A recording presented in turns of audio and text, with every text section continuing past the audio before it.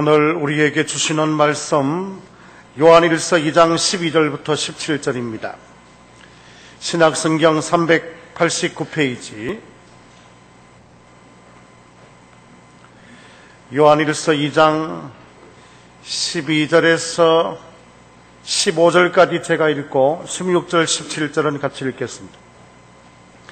자녀들아, 내가 너희에게 쓰는 것은 너희 죄가 그의 이름으로 말미암아 사함을 받았으며, 아비들아, 내가 너희에게 쓰는 것은 너희가 태초부터 계신 이를 알았으며, 청년들아, 내가 너희에게 쓰는 것은 너희가 악한 자를 이기었습니다.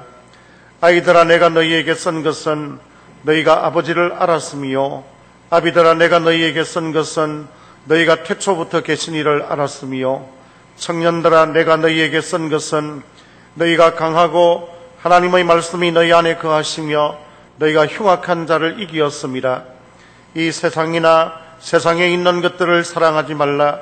누구든지 세상을 사랑하면 아버지의 사랑이 그 안에 있지 아니하니, 다같이요 이에 세상에 있는 모든 것이 육신의 정욕과 안목의 정욕과 이생의 자랑이니 다 아버지께로부터 온 것이 아니요 세상으로부터 온 것이라. 이 세상도 그 정욕도 지나가되 오직 하나님의 뜻을 행하는 자는 영원히 거하느니라. 아멘. 무더운 여름철 기간에도 하나님께서 주시는 하늘로부터 임하는 신령한 은총이 오늘 예배에 참여한 모든 성도들 위해 넘치게 되시기를 주님의 이름으로 축복합니다. 아멘. 예수님의 12제자 사도에게 교육받았던 사람들을 속사도라 그렇게 부르는데, 그 속사도 가운데 한 사람인 폴리카르푸스라고 하는 분이 있었습니다. 서머나 교회를 나중에 감독으로 목회하게 되었습니다. 어느 날 마태복음 13장 31절 말씀을 자기의 제자들에게 가르쳤습니다. 예수님이 비유로 말씀하셨습니다. 천국은 마치 사람이 자기 밭에 갖다 심은 겨자씨 한 알과 같으니, 이는 모든 씨보다 작은 것이로되 자란 후에는 풀보다 커서 나무가 되매 공중의 새들이 와서 그 가지에 깃들이느니라. 말씀을 인용하면서 여러분들의 신앙은 늘 자라가야 된다 그렇게 권면하니까, 이 폴리카르푸스의 제자 중에 한 사람이, 선생님, 우리 교회 성도들을 보니까 너무 신앙이 안 자랍니다. 어떤 때로는 답답하고 안타까울 정도입니다. 저 자신도 보아도 신앙이 너무 안 자랍니다. 그렇게 선생님에게 안타까운 마음을 토하니까 선생님이 대답하기를 이렇게 대답했습니다. 시간이 좀 걸리겠지만은 그 사람에게, 그 성도에게 세월을 빌려주기만 하면 성령이 그 사람을 잘할 수 있도록 할 걸세. 다시 한번, 시간이 좀 걸리겠지만 성도에게 세월을 빌려주기만 하면 성령이 그를 잘하게 하실 거다. 그런 여유 있는 마음, 또 담대하고 평안한 마음을 가졌으면 좋겠습니다. 무더운 여름철, 사실은 신앙의 손해를 보기가 쉽기 때문에 우리 아이들은 방학 기간을 이용하여서 신앙 훈련도 하고 그럽니다. 성도는 신앙생활이 더욱더 성숙해 가야 합니다. 하나님과의 관계도 성숙해 가야 되고, 말씀을 대하는 태도도, 기도하는 시간이나 또 내용도, 또 봉사하는 자세나 전도하는 열심도 더욱 자라가야 합니다. 다른 사람과의 관계도 성숙해 가야 하는데, 늘 친한 사람, 늘 소통이 가능한 사람하고만 대화하지 말고 힘들고 어려운 사람과도 폭을 넓혀서 사랑의 관계를 넓혀가야 할 것입니다. 오늘 주시는 말씀을 통하여 성경에 나타나 있는 신앙생활의 4단계를 살펴보고, 나의 단계는 이 4단계 중에서 어디에 속해 있는가를 보고 신앙이 자라도록 결심하는 그런 은혜로운 시간이 될 수 있기를 주님의 이름으로 축복합니다. 아멘. 신앙의 첫 번째 단계는 자녀의 신앙 단계가 있습니다. 오늘 읽었던 요한일서 2장 12절에 보니까 자녀들아, 내가 너희에게 쓰는 것은 너희 죄가 그의 이름으로 말미암아 사함을 받았으며, 자녀의 신앙 단계는 예수를 믿는 단계입니다. 예수 그리스도의 십자가 보혈을 믿음으로 말미암아 구원 얻는 단계입니다. 육적으로 부모님에게서 태어났지만은 영적으로 예수를 믿어 거듭나는 중생의 단계가 바로 이 자녀의 신앙 단계입니다. 예수님 당시에 인품도 좋았고 굉장히 명망이 높았던 바리새인 니고데모라고 하는 사람이 있었습니다. 어느 날 밤에 찾아와서 예수님, 내가 어떻게 하면 영생을 얻겠습니까? 물었습니다. 요한복음 3장 3절에 예수님 대답하시기를, 사람이 거듭나지 아니하면 하나님 나라를 볼 수 없느니라. 니고데모가 또 묻습니다. 예수님, 사람이 늙어서 죽고 난 다음 또 어떻게 한 번 더 태어날 수 있습니까? 그때 예수님 대답하시기를, 육으로 나는 것은 육이요 영으로 나는 것은 영이니라. 그러니까 오늘 우리가 예수를 믿는 순간은 영적으로 거듭난 거예요. 성령이 우리에게 예수 믿도록 하셨는데 그 순간 우리는 구원받은 하나님의 자녀가 된 것입니다. 우리 모두 예수를 믿어 제사함을 얻은 구원의 그런 단계를 거쳤습니다. 학습 세례를 받으면서 그런 질문들도 하고 그랬습니다. 혹시 오늘 이 예배에 참여한 분 가운데 내가 예수님을 나의 구주로 믿습니다, 하나님의 영적 자녀가 되는 단계를 안 거친 분이 있다고 그러면 그 단계에서부터 다시 시작해야 합니다. 제사함이 없이는 하나님의 자녀가 되는 것도 있을 수 없습니다. 요한복음 1장 12절에 영접하는 자 곧 그 이름을 믿는 자들에게는 하나님의 자녀가 되는 권세를 주셨으니 이는 혈통으로나 육정으로나 사람의 뜻으로 아니하고 오직 하나님께로서 난 자들이니라.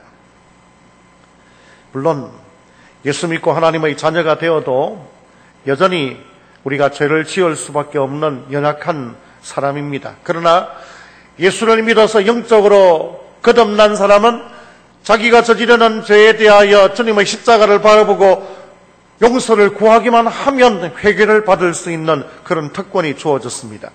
그래서 안 믿는 사람들이 회개하는 우리를 보고 이렇게 빈정댑니다. 예수 믿는 사람들, 당신들은 참 편리해서 좋겠다. 일주일 내내 죄 짓다가 주일날 교회 가서 예배 드리면서 주여 용서해 주시옵소서 그러면 또 용서받고, 그 사람들이 빈정대든 뭐라고 그러든 그 사람들의 말이 맞습니다. 우리가 죄를 용서할, 어떤 분은 이렇게 표현하기까지 합니다. 우리가 자기가 지은 죄에 대하여 용서하는 마음만 가져도 하나님이 사해 주신다고 그렇게 표현하기도 합니다. 그런데 예수 믿은 사람으로서 똑같은 죄를 반복하면 우리 마음에 양심에 부담이 많이 되지 않습니까? 내가 이게 예수 믿는 성도로서 이렇게 살아도 되겠나? 그래서 구원파라는 이단이 생겼습니다. 구원파라는 이단은 뭐라고 이야기하냐고 그러면, 예수 믿고 하나님의 자녀가 된 사람은 앞으로 짓는 그 죄도 다 용서받았기 때문에 예수 믿고 난 다음 짓는 죄에 대해서는 자꾸 양심의 가책을 갖거나 회개하거나 그러지 마라. 이야, 솔깃한 이야기죠. 그런데 우리 예수님 말씀하시기를, 목욕한 사람, 예수 믿고 구원 얻은 사람이라 할지라도 손발에 묻은 때는 씻어야 하듯이 너희들이 저지른 날마다의 죄는 주님께 용서를 구해야 된다. 그렇게 말씀하십니다.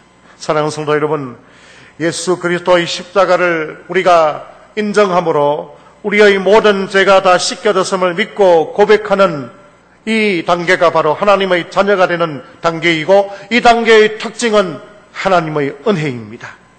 자녀된 하나님의 은혜를 생각하며 날마다 감사하고 감격적인 그런 신앙생활을 할 수 있기를 주님의 이름으로 축복합니다. 아멘. 우리는 이 1단계 하나님의 자녀가 되는 단계를 다 거쳤습니다. 두 번째 단계는 아이의 단계입니다. 14절 말씀에 보면, 아이들아 내가 너희에게 쓴 것은 너희가 아버지를 알았으며. 아이들은 어떻습니까? 사람으로 태어나 하나님의 형상을 닮아 있긴 있지만 아직 모든 면에서 좀 미숙한 것이 바로 아이들입니다. 경험이 부족합니다.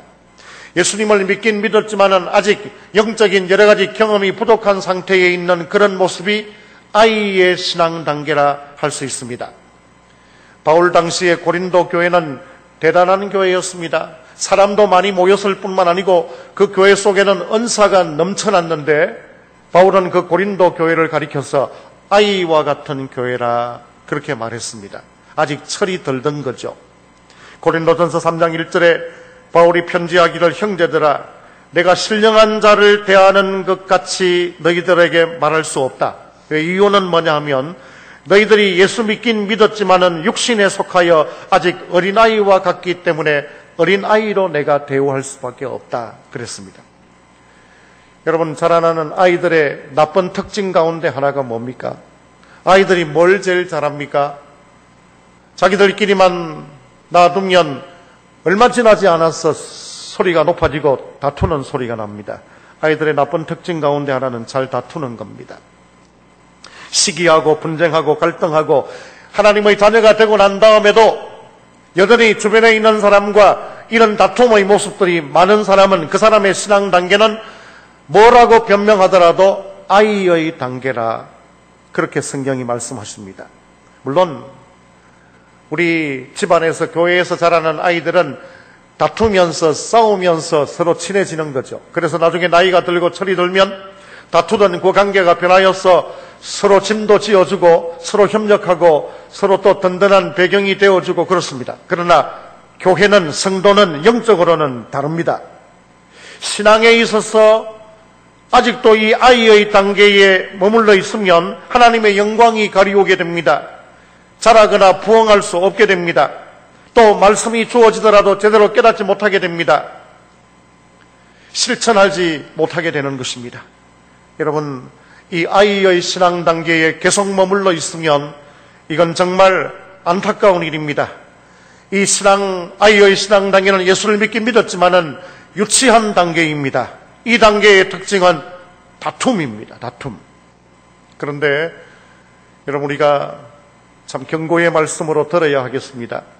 어떤 분이 조사를 해보니까 자녀의 신앙 단계, 아이의 신앙 단계, 청년의 신앙 단계, 아비의 신앙 단계 중에서 한국의 성도들에게 가장 많은 신앙 단계가 이 아이의 신앙 단계더라. 그렇게 다툰대요. 목숨 걸고 주님을 위하여 싸워야 하는데 그렇게 사랑해야 될 사람들끼리 다툰대요. 주님, 우리나라의 모습이, 오늘 우리 교회의 모습이, 우리 가정의 모습이 예수 믿는 하나님의 자녀가 되었다고 그러면서 아직도 다투는 아이의 단계에 머물러 있다면 용서해 주시옵소서. 그런 기도가 우리에게 끊이지 않고 이 아이의 단계를 훌쩍 뛰어넘을 수 있는 그런 우리 신앙의 성도들이 다 될 수 있기를 주님의 이름으로 축복합니다. 아멘. 세 번째 신앙생활의 단계는 청년의 신앙 단계입니다. 13절 하반절에 보니까 청년들아 내가 너희에게 쓰는 것은 너희가 악한 자들을 이기었습니다. 14절 하반절에 보면 청년들아 내가 너희에게 쓴 것은 너희가 강하고 하나님의 말씀이 너희 안에 거하시며 너희가 흉악한 자를 이기었습니다. 두 번이나 똑같은 말을 계속 반복해 놓은 것은 강조하는, 정말 그렇다는 그런 강조점이 담겨 있습니다. 이기었다. 청년의 신앙 단계에 이런 성도들은 이긴다 그랬습니다. 그 말은 전혀 신앙생활에 실패가 없다 그런 뜻이 아닙니다. 여러분, 우리가 예수 믿는 하나님의 자녀의 아이의 단계를 거치고 왔지만은 우리의 신앙생활에는 실패가 있을 수 있습니다.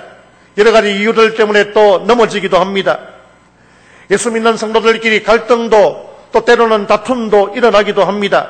그러나 이 모든 과정들을 거쳐서 내가 하나님으로부터 멀어지거나 교회로부터 멀어지지 않고 오히려 믿음으로 그 과정을 거치고 난 다음 더 믿음이 강하고 단단해져서 성숙한 사람이 되어간다. 믿음으로 승리하는 단계가 바로 이 청년의 신앙 단계입니다. 14절에 보니까 강하고 그랬습니다. 청년의 신앙 단계는 체력적으로 강하다 그런 뜻이 아니고 영적으로 강하다 그런 뜻입니다. 사탄이 이 청년의 신앙 단계쯤 오면 끊임없이 무너뜨리기 위하여 공격합니다. 그때에도 그 사탄을 능히 물리칠 수 있는 힘이 있다 그런 뜻입니다. 여러분, 오해하지 마십시오. 예수를 한 10년 정도 믿고 신앙생활, 교회생활 한 10년 정도 하면 청년의 단계가 되겠구나, 그렇게 오해하지 마십시오. 이 청년의 신앙 단계라는 마귀를 물리칠 수 있는 힘이 있다, 그 말은 말씀을 붙들 정도의 그런 사람이 되었다, 그런 뜻입니다.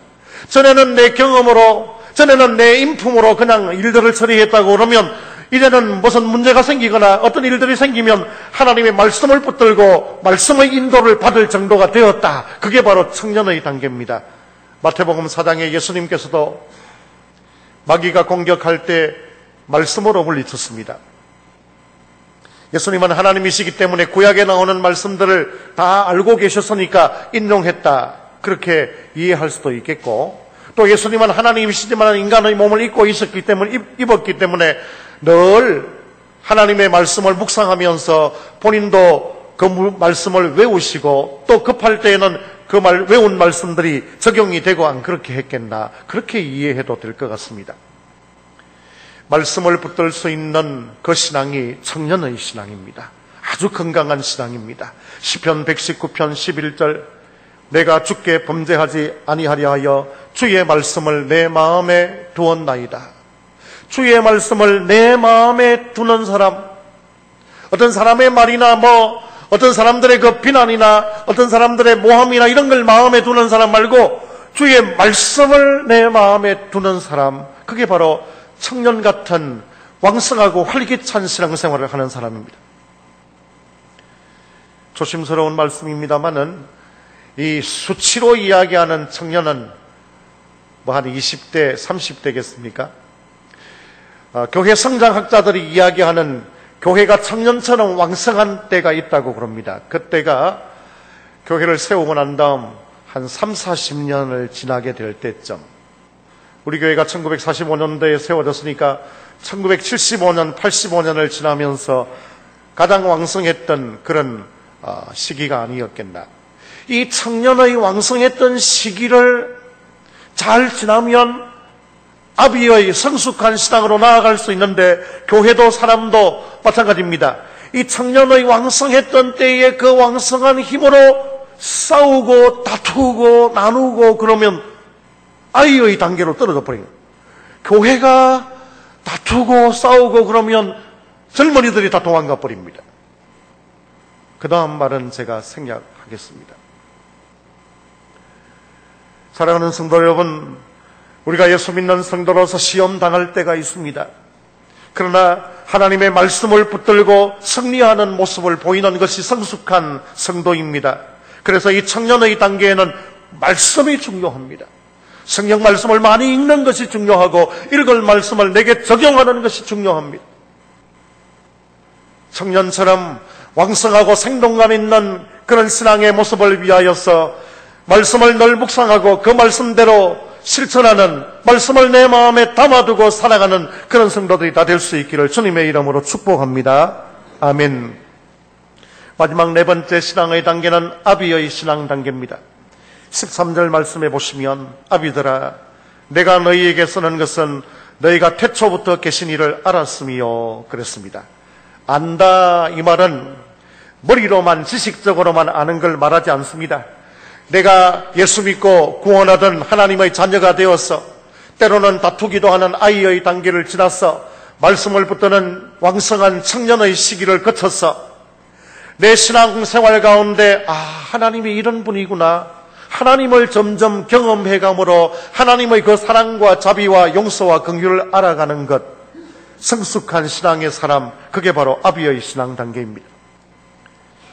이 단계는 말씀 묵상이 더욱더 깊어집니다.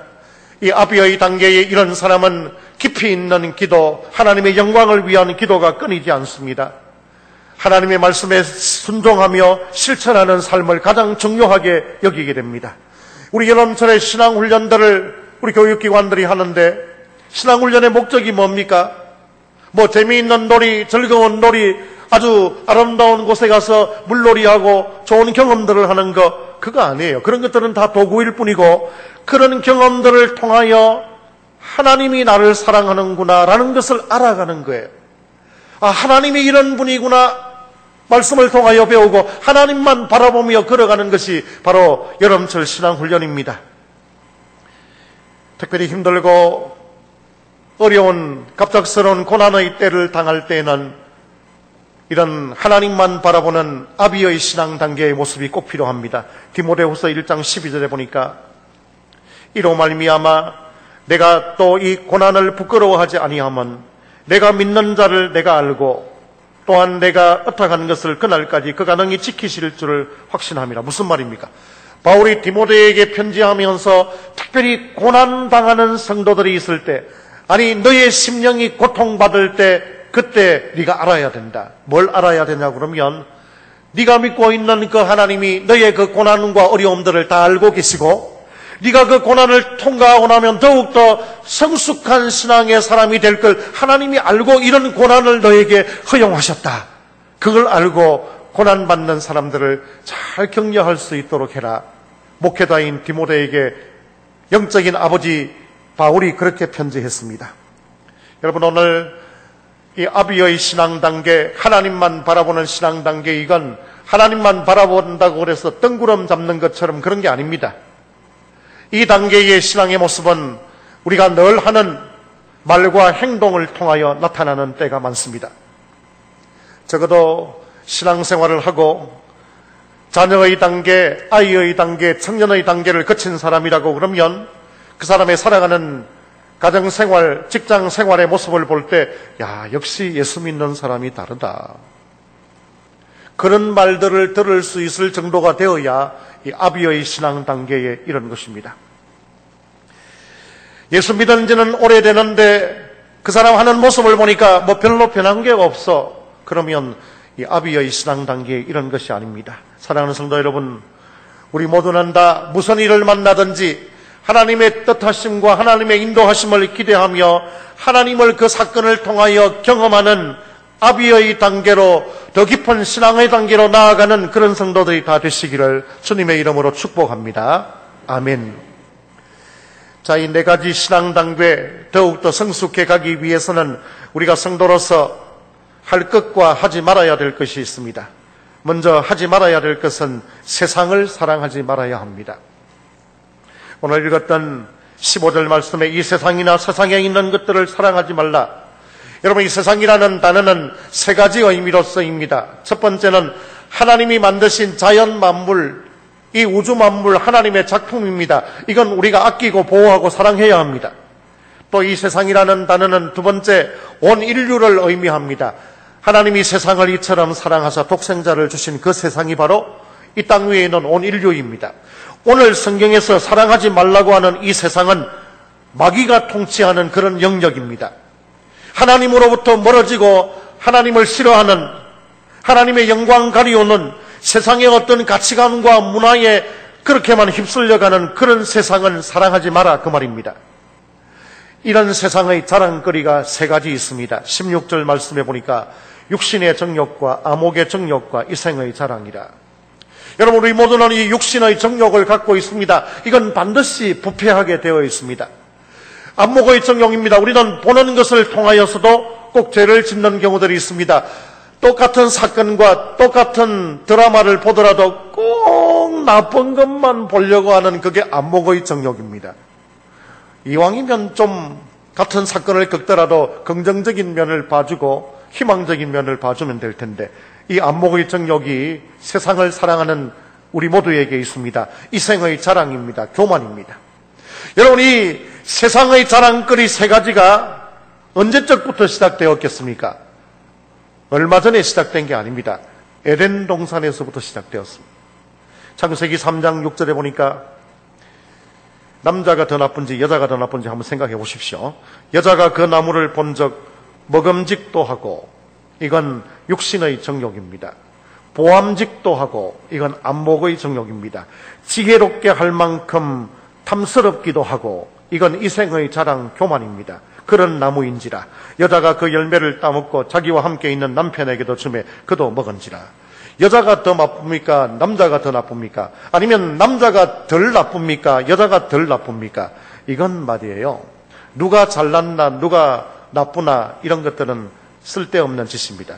똑같이 나쁩니다. 여러분, 누가 더 신앙생활 잘하고 누가 좀 더 낫고 누가 저 또 하나님이 기뻐하실 건가, 거의 비슷비슷합니다. 그러나 우리가 이런 신앙의 단계가 있다는 걸 알고 노력하고 사모하는 것만큼 우리가 성장할 수 있는 것입니다. 여러분, 이 땅 위에 있는 모든 것들은 언젠가는 지나갑니다. 세상과 친구가 되고 짝하면 그 세상 속에서 달콤하고 또 즐거울 것 같지만은 썩어지고 부패하게 됩니다. 하나님과 멀어져 가게 됩니다.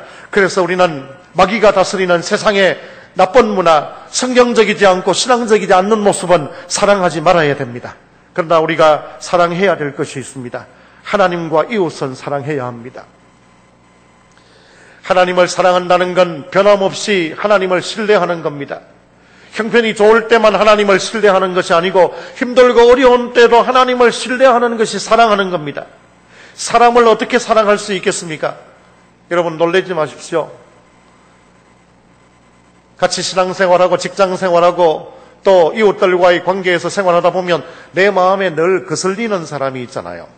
나하고 좀 스타일이 다른 사람, 그래서 늘 부담이 되는 사람. 이상하다, 딴 사람은 별로 부담스러워 하는데 그 사람의 태도를 나는 왜 부담스러워할까? 놀라워하지 마십시오. 그 부담스러워하는 모습이 내게 있기 때문에 부담스러운 거예요. 별로 안 놀라시네. 다 알고 계신 듯한 느낌. 여러분, 뭔가 내게 부담스럽고 불편한 사람 보시면 가만히 생각해 보십시오. 그 불편한 모습이 내게도 있어서 내가 나를 불편해하는 모습이에요. 그러니까 어떻게? 저런 사람을 가까이에 두셔서 나를 또 돌아보게 하시니까 감사하다, 그런 마음을 가지면 사람도 사랑할 수 있습니다. 그래서 사람 사랑하려고 그러면 주님의 마음을 내 속에 품으면 가능합니다. 누가복음 10장 27절에 예수님 대답하시기를 내 마음을 다하고 목숨을 다하고 힘을 다하고 뜻을 다하여 주 너의 하나님을 먼저 사랑하고 그 마음 가지고 또 내 이웃을 너 자신같이 사랑하라. 신앙이 성숙해지기 위하여서는 세상은 사랑하지 말아야 되지만은 하나님과 이웃들은 더 많이, 더 깊이 한계가 없도록 그렇게 사랑하는 성도들이 되어야 신앙이 자랄 수 있습니다. 말씀을 맺겠습니다. 여러분, 오늘 설교하는 저나 설교를 듣고 있는 여러분들은 신앙의 4단계 중에서 어디쯤 이런 것 같습니까? 아마 우리 모두 다 예수 그리스도를 구주로 영접하는 자녀의 단계는 다 분명히 이르렀을 줄 그렇게 생각이 듭니다. 어떤 분들은 늘 다투기 좋아하는 아이의 단계를 못 벗어나는 분들도 있을 것입니다. 어떤 분들은 힘들고 어려워도 말씀을 붙드는 청년의 단계에 이런 성도들도 있을 것입니다. 또 어떤 성도들은 어떤 일을 만나더라도 하나님의 뜻이 뭘까를 발견하고 하나님을 믿고 신뢰하는 아비의 단계에 이르렀을 것입니다. 여러분, 꼭 명심하십시오. 이 단계는 나이와 상관이 없습니다. 이 단계는 내가 신앙생활을 얼마나 했나 하는 신앙의 연수와도 상관이 없습니다. 이 단계는 교회에서 어떤 직분을 맡았는가 하는 직분과도 상관이 없습니다. 늘 다투기 좋아하면 아무리 신앙생활 오라 해도 그는 아이의 단계에 머무르고 있는 거예요. 구원받은 감격만 있고 교회 섬김과 봉사도 없으면 그는 자녀의 단계에 머물러 있는 거예요. 우리는 말씀을 붙드는 청년의 단계에 하나님만 바라보는 아비의 단계로 나아가야 하겠습니다. 이 일을 위하여 제가 3가지 권면을 하려고 합니다. 적어도 일주일에 한 번 이상은, 아니면 어떤 사건을 만날 때다 내가 대하는 태도나 처신하는 신앙의 모습을 보고 어떤 단계에 내가 이르렀는가를 점검하는 거예요. 2번째는 하나님, 내 단계가 좀 성숙해 갈 수 있도록 기도할 때마다 내 성숙을 하나님 앞에 기도하면서 사모하는 겁니다. 3번째는 단계가 나도 모르게 쑥 자라려고 그러면 하나님 사랑하는, 하나님의 영광을 위해서라면 교회든 또 성도든 나라든 민족이든 하나님의 뜻대로 내가 늘 사랑하겠다고 하는 사랑의 폭을 넓혀가다 보면 우리의 신앙 단계가 쑥 올라갈 수 있습니다. 사랑하는 성도 여러분, 나의 신앙 단계를 잘 살펴서 이 무더운 여름철을 지나는 동안 남들은 땀 흘리며 더워만 하지만은 우리는 신앙 단계를 한 단계 끌어올리기 위하여 노력하므로 가을이 되면 내 신앙이 쑥 자란 모습 때문에 하나님께 영광을 돌리고 함께한 성도들과 나 자신에게조차도 참 나를 돌아보며 감사할 수 있는 그런 성도들이 다 될 수 있기를 주님의 이름으로 축복합니다. 아멘.